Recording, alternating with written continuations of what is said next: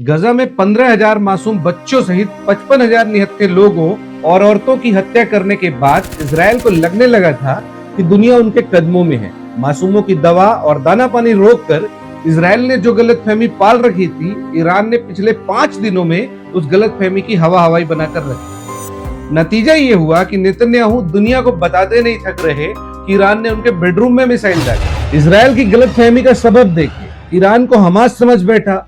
शायद नेतन्याहू भूल गए थे कि ईरान कोई लड़ाका ग्रुप नहीं है, बल्कि एक सैन्य संपन्न राष्ट्र है। हुआ यूं कि 13 जून 2025 की रात को इजराइल ने 200 फाइटर जेट्स के साथ ईरान के परमाणु मिसाइल और सैन्य ठिकानों पर हमला कर दिया। इस ऑपरेशन को नाम दिया ऑपरेशन राइजिंग लॉयन। इजराइल का दावा था कि ईरान ने इतना समृद्ध यूरेनियम जमा कर लिया है कि वह कुछ ही दिनों में 15 परमाणु बम बना सकता था, जो इजराइल के एग्जिस्टेंस के लिए खतरा है। इसलिए उसने न केवल ईरान के सैन्य ठिकानों को निशाना बनाया, बल्कि कई शीर्ष सैन्य कमांडरों और परमाणु वैज्ञानिकों को भी मार गिराया। इसमें Islamic revolutionary guard corps IRGC के कमांडर हुसैन सलामी, मोहम्मद हुसैन बघेरी और इंटेलिजेंस प्रमुख मोहम्मद काजमी शामिल थे। इजराइल ने ईरान की राजधानी तेहरान में सरकारी टीवी चैनल के हेडक्वार्टर पर बमबारी कर दी, जहां पर लाइव प्रसारण चालू था। इजराइल के प्रधानमंत्री बेंजामिन नेतन्याहू ने कहा कि यह हमला ईरान के परमाणु कार्यक्रम को नष्ट करने और उनके सैन्य नेतृत्व को खत्म करने के लिए किया गया। नेतन्याहू ने यहां तक कहा कि यह युद्ध तब तक नहीं रुकेगा जब तक ईरान के supreme leader Ayatollah Ali Khamenei का अंत नहीं हो जाता। लेकिन इजराइल को उम्मीद ही नहीं थी कि ईरान इतनी तेजी और ताकत से रिटेलिएट करेगा। 13 जून से लेकर 15 जून की सुबह तक ईरान ने इजराइल पर सैकड़ों बैलिस्टिक मिसाइल और ड्रोन दाग दी। इन हमलों में तेल अबीब, हाइफा और अन्य शहरों में कई इमारतें तबाह हो गई और कम से कम 24 इजरायली नागरिक मारे गए। सैनिक कितने मारे गए पता नहीं। ईरान के रिटेलिएशन से इजराइल के आयरन डोम डिफेंस सिस्टम के साथ साथ बेंजामिन नेतन्याहू की आयरन इमेज भी ढह गई। यहाँ तक इजरायली नागरिक भी विरोध में आ गए और प्रदर्शन करने लगे। इजराइल को लगा था कि अक्टूबर 2024 में ईरान की हवाई सुरक्षा को कमजोर करने के बाद ईरान तुरंत जवाब देने में सक्षम ही नहीं होगा। लेकिन ईरान ने न केवल तेजी से जवाब दिया, बल्कि उसने इजराइल के सबसे घनी आबादी वाले इलाकों को निशाना बनाया। अब देखिए, ये हमला तब हुआ जब अमेरिका और ईरान के बीच परमाणु वार्ता चल रही थी, जिसका अगला दौर 15 जून 2025 को ओमान में होना था। हमले में इजराइल के द्वारा अमेरिका से मिले F-35 फाइटर जेट्स और बंकर बस्टिंग बम का इस्तेमाल किया जाता है। अब यहाँ पर अमेरिका की बेशर्मी देख, एक तरफ टेबल पर बैठकर ईरान से डील चल रही है और दूसरी तरफ ट्रंप कहते हैं कि इजराइल का हमला शानदार था। अपने एक इंटरव्यू में ट्रंप कहते हैं कि उन्हें इस हमले की जानकारी थी और ट्रंप ने ईरान को चेतावनी दी कि अगर उसने अमेरिकी हितों पर हमला किया तो उसे उस ताकत का सामना करना पड़ेगा जो उसने पहले कभी देखा ही नहीं होगा। ट्रंप ने कहा कि अगर ईरान परमाणु समझौता नहीं करता तो बड़ा संघर्ष हो सकता है।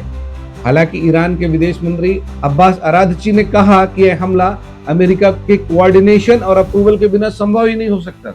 और 14 जून 2025 को CNN को दिए गए एक वरिष्ठ ईरानी अधिकारी के बयान के अनुसार ईरान ने कहा कि वह इजराइल के खिलाफ अपनी कार्रवाइयों में बाधा डालने वाले किसी भी देश के क्षेत्रीय सैन्य ठिकानों को निशाना बनाएगा, जिसमें अमेरिका के ठिकाने भी शामिल हैं। इस बीच अमेरिका ने अपने नागरिकों को चेतावनी दी कि वो जल्दी से जल्दी तेहरान से बाहर निकले। खुद ट्रंप G7 की मीटिंग छोड़कर कनाडा से अमेरिका के लिए लौट आए।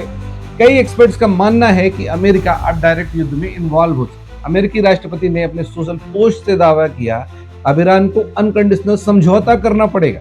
उन्होंने कहा, हमें पता है कि ईरान के सुप्रीम लीडर कहाँ हैं, लेकिन वो उन्हें अभी मारेंगे नहीं।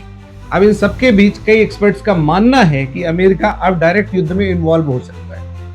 वहीं पर कुछ लोगों का मानना है कि अपनी बेइज्जती से बौखलाया इजराइल कहीं ईरान पर परमाणु हमला न कर। अब सवाल यह है कि क्या सच में इजराइल के पास ईरान पर परमाणु हमला करने की क्षमता है और क्या वह ऐसा कर सकता है?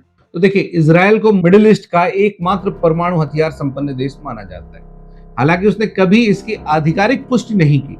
अनुमान है कि इजराइल के पास 80 से 200 परमाणु हथियार हैं। इजराइल के पास F-15 और F-35 फाइटर जेट्स और जेरिको मिसाइलें हैं जो परमाणु हथियार ले जाने में सक्षम है। इजराइल की सैमसन ऑप्शन रणनीति में परमाणु हथियारों का उपयोग तब किया जा सकता है जब उसे अस्तित्वगत सैन्य खतरे का सामना हो। रिपोर्ट्स के मुताबिक इजराइल ने अपने डॉल्फिन क्लास पनडुब्बियों को परमाणु मिसाइलों से लैस किया है। जो ईरान के खिलाफ संभावित हमले के दौरान हमला करने में सक्षम हैं।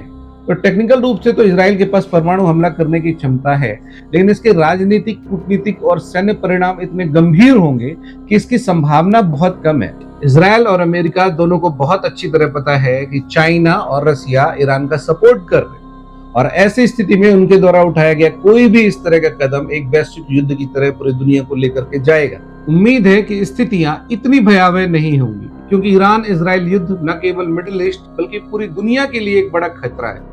इजराइल को ईरान की जवाबी कार्रवाई की तीव्रता का अंदाजा नहीं था, और अमेरिका की दोहरी नीति ने इस संघर्ष को और जटिल बना दिया है। अब इस युद्ध का समाधान युद्ध क्षेत्र में नहीं है, बल्कि कूटनीति की मेज पर होना चाहिए। लेकिन सवाल यह है कि क्या दुनिया के नेता इस तनाव को कम कर पाएंगे? यह एक बड़े युद्ध की शुरुआत है। नमस्कार।